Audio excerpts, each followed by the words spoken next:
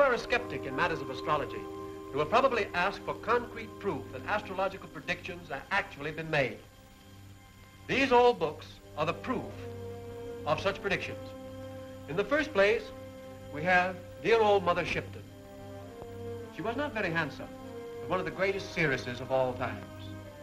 Living in 1450 A.D., she actually predicted the discovery of America, the discovery of gold in California, the invention of airplanes and submarines, the inventions of automobiles. She even went so far as to say that the time would come in the distant future when women would cut their hair and wear trousers. In this chart, the first sign of the zodiac is Aries, extending from March 20th to April 20th. Those born under this sign are strong, courageous, optimistic people with positive, pioneering spirits and fitted for leadership. The second sign of the zodiac, Taurus, rules from April 20th to May 20th and bestows upon those born under it a courageous but rather stubborn disposition, but also a great love for the fine arts, culture, and the beautiful things of life. The third sign of the zodiac, Gemini, rules those born between the 20th of May and the 20th of June. It bestows a dual nature with love of change and travel and some tendency to nervousness. Those born under the sign of Cancer, the Crab, ruling from June 20th to July 20th, are born with strong family attachments, considerable vanity, and a sensitive, high-strung temperament. It is interesting to note that the United States of America came into existence under the sign of Cancer, the Crab.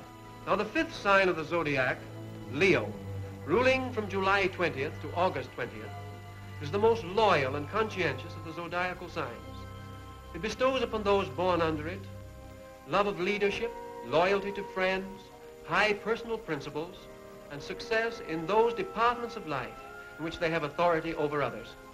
The sixth sign of the zodiac, Virgo, rules those who are born between the 20th of August and the 20th of September. These people stand in their own way, and if they overcome a tendency to an inferiority complex, can go far in this world. Those born between the 20th of September and the 20th of October are born under the sign of Libra. This is an emotional, artistic sign, a little given to extravagance and somewhat egotistic. These people must develop a practical, everyday, working philosophy of life. The eighth sign of the zodiac, Scorpio, rules those people who are born between the 20th of October and the 20th of November.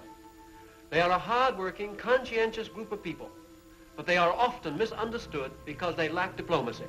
The ninth sign of the zodiac, Sagittarius, rules those people who are born between the 20th of November and the 20th of December. This is an optimistic sign, bestowing a genial disposition, a tendency to extravagance and overindulgence, but a general optimism on all the problems of life. The 10th sign of the zodiac, Capricorn, governs those who are born between December 20th and January 20th.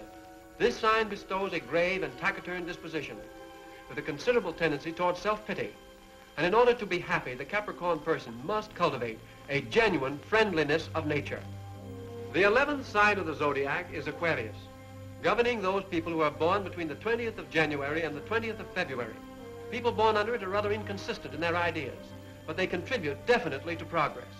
They are humanitarian, progressive, generous, and sympathetic in their natures and lives. Now, the 12th sign of the zodiac, Pisces, governs from the 20th of February to the 20th of March. Those who are born under it do most of their thinking sitting down because their feet hurt. But in the end, much of the world's greatest progress is accomplished by Piscean people who are mystic, creative, and idealistic in their natures. The story that follows is an example of one of the practical applications of astrology. A crime has been committed. Astrology can solve crime. It has solved many crimes in the past. Astrology is the strangest of the sciences, but it is a science.